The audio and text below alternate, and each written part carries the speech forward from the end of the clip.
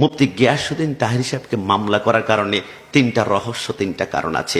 এক নম্বর কারণ কি জানেন? খোদা পাকড়ে তো ছোড়া লে মোহাম্মদ, মোহাম্মদ পাকড়ে তো ছোড়া কুই নেহে সেক্তা।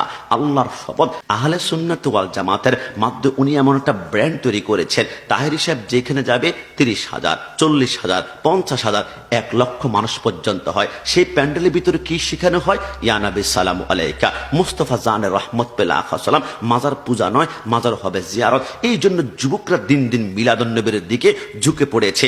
দাগন বইয়া, কসবা, কুলিয়াচ্ছর, এবার অসংখ্য মিলাদুন্নবীর ভিতরে হামলা করা হয়েছে।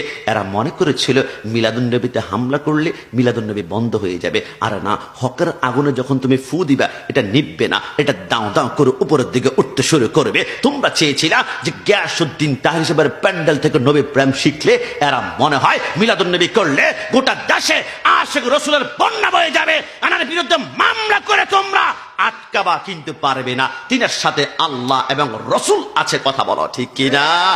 আমার যুবক বারা নীলফামারীতে বসে আজকে বলে গেলাম তাহেরি সাহেবের বিরুদ্ধে মামলা করার 2 নম্বর একটা কারণ রয়েছে। সেই কারণটা হচ্ছে বাংলাদেশে অসংখ্য প্যান্ডেল রয়েছে যেখানে লিল্লাহে তাকবীর, লিল্লাহে তাকবীর, অসংখ্য প্যান্ডেলে দেখবেন লিল্লাহে তাকবীর বলে, কিন্তু ইয়া রাসূলুল্লাহ নাই। কিন্তু তাহেরি সাহেবের প্যান্ডেলে লিল্লাহে তাকবীর শুধু নয়, ইয়া রাসূলুল্লাহ স্লোগানও আছে। এরা জানে ইয়া রাসূলুল্লাহ স্লোগান দিলে যুবকদের ইমানে পাওয়ার জজবা সামনের দিকে বেড়ে যায়। ওই ক্ষমতা লোভীরা ক্ষমতা নিতে পারবে না, মসনদে বসতে পারবে না, চেয়ারে বসতে পারবে না। ইয়া রাসূলুল্লাহ স্লোগান বন্ধ করতে হবে। কিন্তু শুনো, যতক্ষণ পর্যন্ত একজন হুসাইনি টেকনাফ থেকে তেতুলিয়া, রূপসা থেকে পাথরিয়া, আনাচে কাঁচে থাকে সুন্নিদের গর্দান যাবে, ইয়া রাসূলুল্লাহ কোন বাপের বেটা বন্ধ করতে পারবে না। ডান হাত তুলে বলো ঠিক না?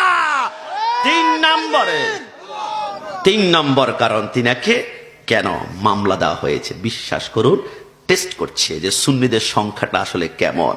মৌমাছির চাকের মধ্যে ঢিল মারলে দেখবেন মৌমাছি কিচির মিচির করে কামড়ানো শুরু করে। এদের সংখ্যা কেমন আপনি দেখেন নাই? আলাউদ্দিন জিহাদি সাহেবকে যখন অ্যারেস্ট করা হয়েছে, বাংলার টেকনাফ থেকে তেতুলিয়া পাড়ায়, মহল্লায়, গোলায় গোলায়, ইঞ্চিতে ইঞ্চিতে বিক্ষোভ হয়েছিল। 7 দিন পর্যন্ত রাজপথগুলা বন্ধ ছিল। এক জিহাদির কারণে লক্ষ জিহাদি রাস্তার মধ্যে নেমে গিয়েছিল।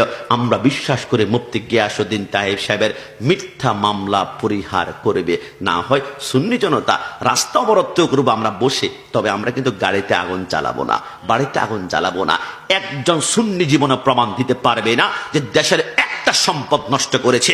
আমরা দেশের বাড়িতে আগুন জ্বালাবো না, তবে আমরা রাস্তার মধ্যে বসে একটা স্লোগান দিয়ে আগুন লাগাবো, ইয়া রাসূলুল্লাহ, ইয়া রাসূলুল্লাহ, ইয়া রাসূলুল্লাহ। বাতিলের অন্তর কাঁপতে শুরু করবে। মনে রেখো, আহলে সুন্নাত ওয়াল জামাত এই দেশে ইসলাম কায়েম করতে চায়। আহলে সুন্নাত ওয়াল জামাতের ইসলাম, আর ওদের হাতে যদি ক্ষমতায় একবার আসে, এরা দেশটাকে জঙ্গি রাস্তানা বানাবে।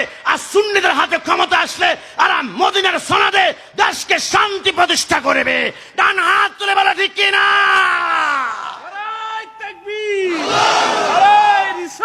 ইয়া রাসূলুল্লাহ, সুন্নাত ওয়াল জামাত। আজকে নীলফামারীতে হাজার মানুষের সামনে বলে গেলাম, রংপুরের ভাড়া, সৈয়দপুর, দিনাজপুরের ভাড়া, আল্লামা মুফতি গিয়াসউদ্দিন তাহেরি সাহেবের মামলা প্রত্যাহার করুন, না হয় আশেকরা একসাথে যখন নামবে তখন কিন্তু প্রশাসনের ভাইরা সামাল দিতে খুব কষ্ট হয়ে যাবে, কথা বলো ঠিক না?